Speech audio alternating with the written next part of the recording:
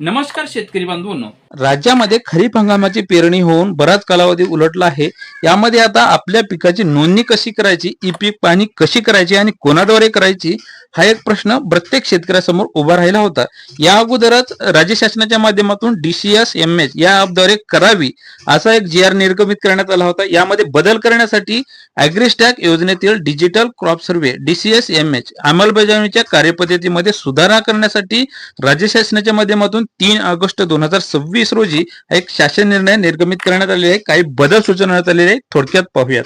राज्यामध्ये ॲग्रिस्टॅक योजना राबवण्याच्या अनुषंगाने संदर्भीय शासन निर्णय द्वारे डिजिटल क्रॉप सर्व्हे इतर घटकांच्या अंमलबजावणीसाठी मान्यता देण्यात आली आहे आणि केंद्र शासनाच्या डिजिटल ॲग्रिकल्चर मिशन अंतर्गत सेंट्रल डिजिटल क्रॉप सर्व्हे म्हणजेच DCS-MS ही प्रणाली अधिक पारदर्शक, अचूक व तंत्रज्ञानावर आधारित करण्यासाठी विकसित करण्यात आली आहे आणि यामध्ये अधिक सुसंगतपणा आणण्यासाठी राज्य शासनाच्या माध्यमातून काही बदल सुचवण्यात आले आहेत. यामध्ये आता ज्या पद्धतीने शासनाच्या माध्यमातून 14 ऑक्टोबर 2026च्या शासन निर्णय हंगामी पिकांच्या माहिती संचांच्या DCS कार्यपद्धतीत सुधारणा करण्याची बाब शासनाच्या विचाराधीन होती. या कार्यप्रणालीमध्ये शासनाच्या माध्यमातून नेमके काय बदल सुचवण्यात आलेले आहेत त्याबद्दल थोडक्यात जाणून घेऊयात. त्यामध्ये आता डिजिटल पीक सर्व्हे म्हणजे DCS-MS कार्यपद्धती काय आहे, पीक पाहणी नोंदवण्याची कार्यपद्धती कशी असणार आहे याबद्दल थोडक्यात जाणून घेण्याचा आपण प्रयत्न करणार आहोत.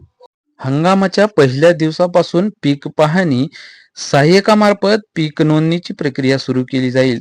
पीक पाहणी सहाय्यकांची नोंदणी आधार क्रमांकाशी संलग्न असलेल्या मोबाईल क्रमांकावर प्राप्त होणाऱ्या OTP द्वारे करण्यात येईल. संबंधित मोबाईल उपकरणांची IMEI बाइंडिंग करण्यात येईल. प्रत्येक गावात शेतकऱ्यांच्या अनेक शेतजमिनी असतात व त्या शेतजमिनीमध्ये शेतकरी विविध पिकांची लागवड करीत असतो.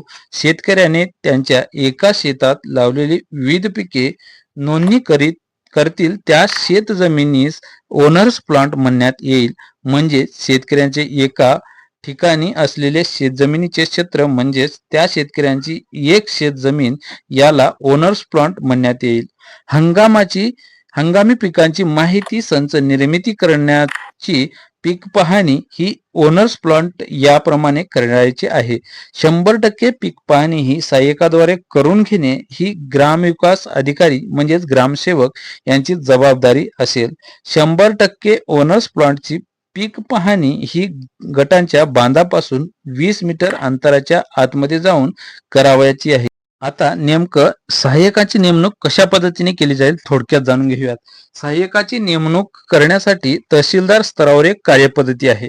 त्यामध्ये आता तहसीलदार प्रत्येक गावात 1000 ते 1500 ओनर्स प्लॉटसाठी पुढीलपैकी नमूद केलेल्या जसे की कोतवाल, ग्रामसेवक, आशा सेविका, महाराष्ट्र राज्य ग्रामीण उपजीविका अभियान कर्मचारी म्हणजेच MSRLM म्हणजे त्यानंतर CSC चालक व ग्रामस्तरावरील मानधन तत्वावर कार्यरत इतर विभागांचे कर्मचारी. मानधन तत्वावर काम करणारे कर्मचारी उपलब्ध नसल्यास माय भारत पोर्टलवर नोंदणीकृत नेहरू युवा स्वयंसेवक इत्यादीपैकी एकाची नेमणूक ही सहाय्यक म्हणून करतील. जास्तीत जास्त 1500 ओनर्स प्लॉट करिता एक सहाय्यक याप्रमाणे सहाय्यकाची नियुक्ती करण्यात येईल. प्रत्येक गावासाठी एका स्वतंत्र पीक पाहणी सहाय्यकांची नेमणूक करण्यात यावी. एका पीक पाहणी सहाय्यकाकडे जास्तीत जास्त 1500 ओनर्स प्लॉटची जबाबदारी देण्यात यावी.